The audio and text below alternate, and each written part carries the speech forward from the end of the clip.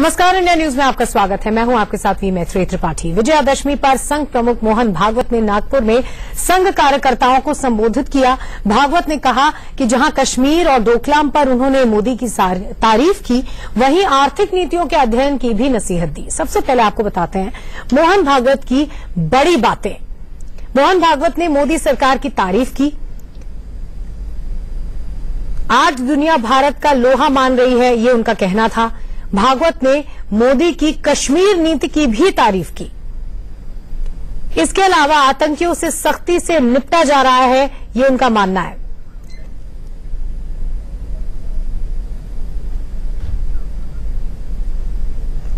Rohingya मुसलमानों को शरण देने से संकट बढ़ेगा, ये मानना है मोहन भागवत का। इसके अलावा डोकलाम विवाद से निपटने की जरूरत है, ये भी उन्होंने कहा। इस तरह के विवाद आगे नहीं होने चाहिए।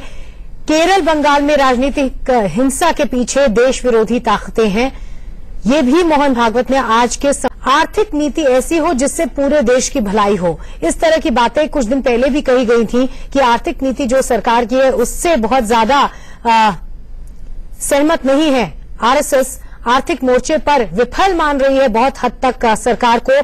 गोरक्षा को धर्म से न जोड़ा जाए, हिंसा ठीक नहीं है, ये भी कहा मोहन भागवत ने। तो कई मोर्चे पर मोहन भागवत ने मोदी सरकार की तारीफ की और आर्थिक नीति को लेकर उन्होंने कुछ नसीहत भी दी। दुनिया भर अब भारत को साथ लेकर चलना चाह रही है, पूरी दुनिया, ये भी कहना है मोहन भागवत का। जैसे कश्मीर की बात है, 2-3 महीने पहले ऐसा लग रहा था क्या होगा क्या नहीं होगा, लेकिन जिस दृढ़ता के साथ वहां पर अलगाववादियों का और उग्रवादियों का बंदोबस्त हुआ, सेना पुलिस को उनका कर्तव्य करने की पूर्ण मोहलत दे दी गई और ऐसे राष्ट्र विरोधी ताकतों की आर्थिक जो उनकी शक्ति धारा है उसको बंद कर दिया गया।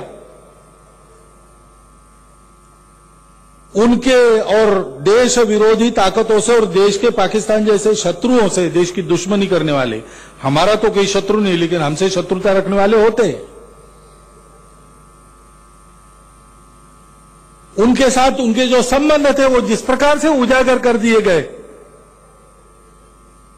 उसका एक अच्छा परिणाम सर्वत्र अनुभव हो रहा है।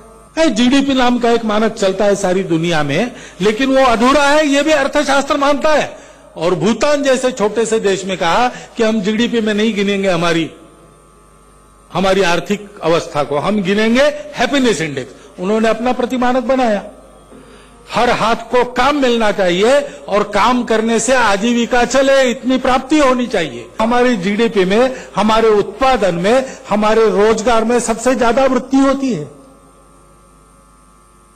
सुधार तो हम करेंगे, लेकिन इनको सुरक्षित रख के करेंगे। कतिपय प्रकरण इधर उधर होते हैं, उसका गोरक्षकों से संबंध क्यों जोड़ा जाता है? वो तो वहां लिप्त पाए नहीं गए,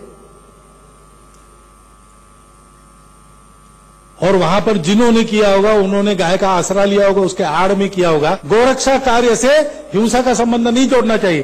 कानून और संविधान का पूर्ण पालन करके ही उसको चलाना चाहिए और चलाते हैं। उसको सांप्रदायिक से जोड़ना, हिंसा से जोड़ना, ये गलत बात है, ऐसा नहीं करना चाहिए, लेकिन ऐसा प्रचार होता है। मोहन भागवत ने अपने भाषण में रोहिंग्या मुसलमानों का भी जिक्र किया। भागवत ने दो टूक कहा कि रोहिंग्या मुसलमानों को शरण देने से संकट बढ़ेगा। लोगों की जान की कीमत पर मानवता नहीं दिखा सकते। म्यांमार से खदेड़े गए रोहिंग्या आ गए, अब वो वहां से यहां क्यों आए, वहां क्यों नहीं रह सके? सारी जानकारी लेते हैं तो ध्यान में आता है कि उनकी अलगाववादी, हिंसक और अपराधी गतिविधियां उसके लिए कारण। जिहादी ताकतों से उनके संबंध वहां पर उजागर हो गए। इसलिए उस देश का शासन भी उसका उनके प्रति रवैया कड़ाई का ही है। अब ऐसी प्रवृत्ति के लोग वहां से खदेड़े के वो यहां आ गए। यहां अगर उनको आश्रय दिया हमने तो न केवल वो अपने रोजगार पर भार पड़ेंगे, देश में सुरक्षा पर एक संकट बनेंगे, ये बात पक्की है।